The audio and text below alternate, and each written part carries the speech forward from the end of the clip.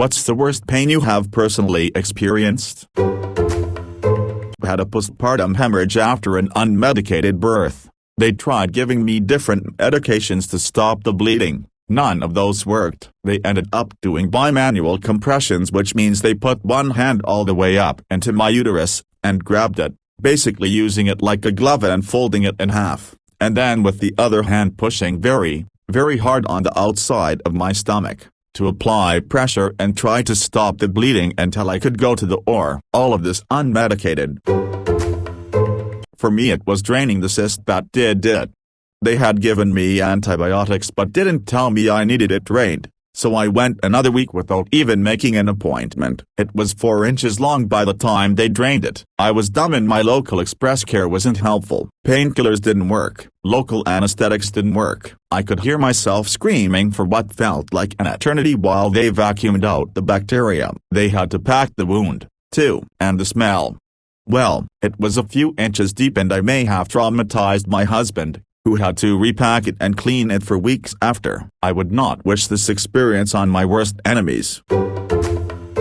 Same thing happened to both me and my sister. I had a horrible pain while practicing for a play in high school and just stood on the stage for a minute. All of my fellow castmates just stared thinking I was choking. I went into the back room and just sat down almost in shock. My parents and everyone kept saying it was anxiety, stage fright, etc. I told them I was in horrible pain and I finally went to the ER where they found a huge cyst sitting on my ovary. It didn't even actually rupture, but it was large enough to be interfering with nerves and was basically on its last leg. If I had stayed at rehearsal it probably would have burst, which, due to the size and location, may have destroyed my insides, ability to have children.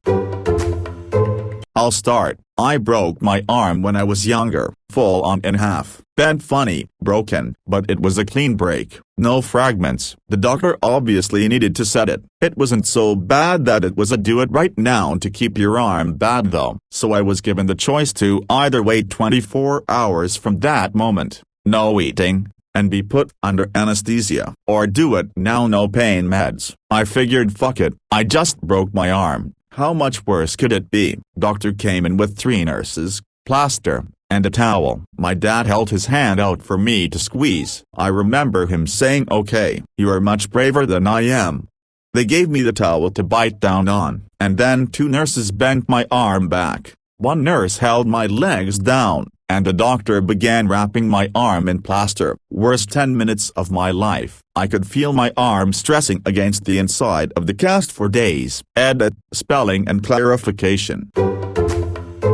Jesus Christ, how did you not pass out? I broke my arm a couple of years back. 2 ligament fractures, which is where the ligament is under such stress, in my case from a bad fall, that it tears away from bone it's anchored to, taking a piece or pieces with it. I'm not too bad with pain, but holy shit that was bad. I was getting x-rays done and the tech was like, "Okay, now turn your arm this way, now bend it this way," and I was crying so hard the entire waiting room could hear me, according to my husband. Like that pain broke me. I can't imagine yours. About 9 or so years ago, I was getting some UVB treatment for a bad psoriasis flare. I have raindrops psoriasis and I was basically covered in it, so my dermatologist had to put me in a new machine since they couldn't do isolated exposure. My first appointment went well. I was only in this machine, like a standing tanning bed. Think a tiny closet with UVB lights surrounding you, mirrors behind them, for about 2 minutes. The second appointment did not go so well. The nurse apparently hadn't been trained very well and didn't ask anyone else for help. I was in this machine for almost 6 minutes before I started getting nauseous and let myself out before the timer went off. Did not feel well at all on the drive home, but skin looked normal. Went home and laid down for a nap, hoping I would feel better when I woke up. Woke up with indescribable pain. I couldn't move. Licking my lips, I felt blisters everywhere. Somehow I managed to call my mom and moaned out that I needed help. She came over immediately. I'm not sure how long it took. I was delirious with pain, and I will never forget the look of horror on her face when she walked in. She called the ER and asked the doctor on call what to do. Anyway, turns out that I had second-degree burns over 98% of my body. I had left undies on, but nothing else, and it took around 6 weeks for me to heal completely. My legs were discolored for months afterward. We sued the fuck out of that doctor. I gave birth to a baby with no pain meds, no epidural, nothing, and it was not even a fraction of the pain from the burns.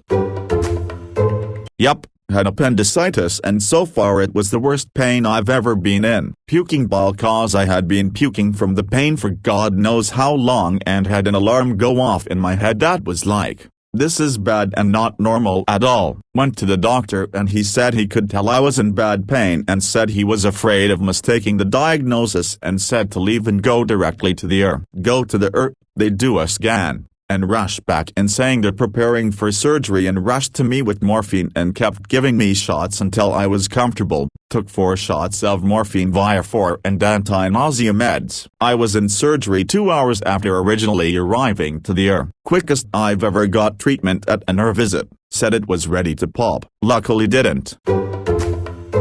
This was gonna be mine too. My first attack, I had no idea what it was. Woke up with a weird indescribable pain, but it didn't feel that bad at first, so I went to work. It occurred to me how weird the pain was, like it was too high up to be digestive, which is what I would have thought because I'd eaten way too much pizza the night before. My theory was cracked rib. Then the pain kinda dissipated a bit, so I figured it would be fine. Nope.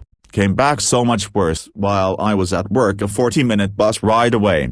Luckily I could leave at noon and went right to a clinic where I was lucky to get a doctor who figured out exactly what was going on. Ended up having the gallbladder out 8 months later. Was lucky enough not to have too many more attacks. My last attack was the worst. About a week or 2 before the surgery to have it out, had already been scheduled. My then boyfriend, now husband, was freaking out wanting to get me to emergency, but I refused because it was Saturday night and I knew I'd be sitting there for literally hours for something I already knew what it was. The surgery was an absolute breeze for me though.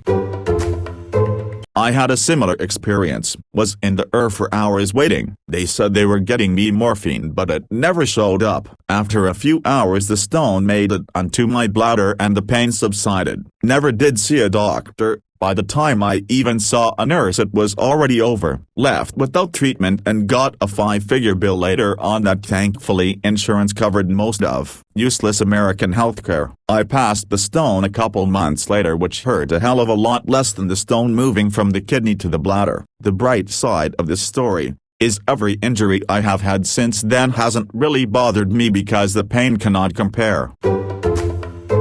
I think someone should answer for leaving somebody in pain like that for that many hours when there's an easy solution. When it happened to me they let me writhe in pain for hours. I threw up multiple times and passed out twice. By the time they brought the pain meds it was over. I was pissed. I get that it's a common ailment to fake for drug seekers, but if they had to deal with the pain for as long as they made you wait, they'd be dosing you up in a flash. I mean, I was literally in my work uniform. My boss had to pick me up from the work site and drive me to the hospital. Also, I don't think anyone who's never had them can quite understand the pain. A friend of mine who had 2 kids said she'd pop out 100 more before going through that again. When you start fantasizing about offing yourself to get the pain to stop, it's pretty damn bad.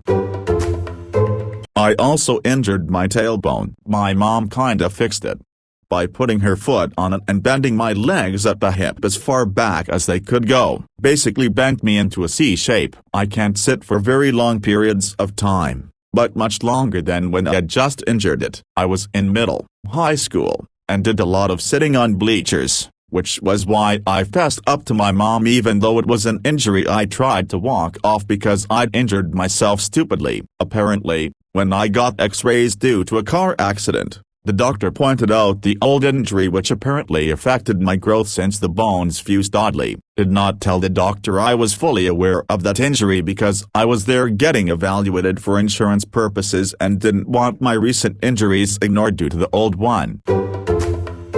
A long-term constipation that finally decided it was time to go. You know those stomach cramps you get when you have bowel, stomach problems? Okay, so kick the pain up by about 4x and make it last an entire day. For most of the day nothing came out and I barely felt anything move. I tried laying down, chugging water, exercising, etc. Basically everything you're supposed to do short of laxatives to help initiate a bowel movement. Just this constant pain that would randomly get really sharp like I was getting stabbed for a minute at a time and make me feel like I needed to throw up. Got to a point I passed out from exhaustion at one point. Finally, near the end of the day the main blockage finally passed and everything just flowed out. Cannot properly articulate how much relief I felt once it was over. Best way I can describe the whole thing is trying to pass a brick followed by gravel. Just an overall terrible experience. Late to the game, but I'll throw it out anyway. Worst pain was post-operative, having my gallbladder removed. During the surgery the doctor nicked my small intestine and failed to notice. I remember post-op telling the nurse something wasn't right and I couldn't urinate. Straight cuffed me and sent me home. I was on my couch telling my wife that the pain was worse that I had ever experienced. Went back to the hospital via ambulance and spent the next 24 hours being ignored, thinking I was looking for pain meds. Septic shock, 9 surgeries, and near total organ shutdown. I survived with an ileostomy, ICU. Hospital and rehab total just shy of 3 months. Bonus pain would be the pancreatitis that led me to the gallbladder surgery. The day after my back surgery, L4-L5 discectomy, I tried to be tough and not take the pain pills, because pain pills make me nervous. My partner tried to help me up and grabbed my hand and pulled, but I wasn't ready. So my spine twisted. I saw Jesus. Jesus is apparently mostly white and purple flecks of light, and then went into shock, like full-on cold sweat, 120 BPM, can't catch my breath, nauseous, shaking, lightheaded shock. Called the doctor's post-surgery hotline. My GF dialed for me. I was still kind of out of it. Surprisingly my surgeon answered, on a Saturday. Hey, so, I have enough first aid certs to know what shock is and, I think I was in shock. Did I fuck something up? Did you take the precaution? No. I just cut your spine open. I gave you the prescription for a reason. Take the pills. Are you feeling groggy or intoxicated? No. That's because your body is in so much pain from the trauma that your adrenaline is basically counteracting the effect of the pills, which is why you need to take them. Take the damn pills. Paraphrased. Needless to say his logic checked out for me. Ruptured my whole eardrum. I felt like I had an ear infection or something. Called into the doctors and went for a checkup, but apparently my ear was so full of wax they couldn't see what was wrong with my ear, or was the wax just causing the pain. I went to a pharmacy to get medicine drops to dissolve the wax, and if the pain didn't go away I'd call them again the next day. I was heading to bed, so I put the drops in my ear like doctor told me to. The next couple hours I just couldn't get any sleep as I could hear the meds breaking through the wax. Sounded kind of like how soda bubbles. Then at like 2 or 3 a.m., it finally broke through, and while doing so the sudden change in air pressure caused my right eardrum to basically just explode. Luckily I lived with my parents back then, so while in incredible pain I went to wake them up so I could get a drive to the hospital. Then there spent the next 2-3 hours in the middle of the night sitting in the lounge waiting to get called in. Also got a scratch on my cornea like only a month later, so the middle of the night hospital visits became routine. I ate 7 peanut butter and jelly sandwiches in one sitting. I was a poor college student at the time and sometimes starved during the week. That weekend I was home at my parents' and up late by myself. I don't know what possessed me, but I started making PB&J sandwiches and didn't stop. I ate 7 sandwiches and went to sleep. 2 hours later, I woke up with the worst pain in my stomach that I've ever had. I woke my mom up and made her pound on my back to help relieve the pain. She did it for over an hour until I was able to go to the bathroom. I will never eat that many PB&J sandwiches again. Must have glued my intestines together or something. I collided head-to-head going for a ball in the air in a soccer tournament in college. Fractured skull. Solid concussion. but the worst was hours later when an epidural hematoma began to develop between my skull and the lining around my brain. It felt like someone slowly dragging a knife along my forehead. Worst pain I've ever felt by a long shot. Doctor said that was the blood having nowhere to go and the pressure tearing the lining away from the skull to create space. For anyone wondering, I was rushed to surgery. They called a brain surgeon from home cause at this point it was like 9 p.m. Sawed off a flap of my skull, evacuated the blood, and now I've got some titanium additions to my skull. Pretty metal, pun intended. So basically when you let the UTI go untreated for too long, you get this awful pain in your kidney, somewhere in your lower back. So I had been getting UTI after UTI again and again for almost 2 years. So my brain kinda started to tune out the pain. You can see where this is going lol. It was New Year's, about 1 a.m., and I was laying down going to sleep, and my lower back kind of hurt. The next time I woke up I was sobbing my eyes out in so much pain. I ended up throwing up just because the pain was so bad. I had a wisdom tooth extraction. They asked if I wanted to be put under and I said yes. My nerve roots are higher than typical. They told me I'd be okay with local anesthesia.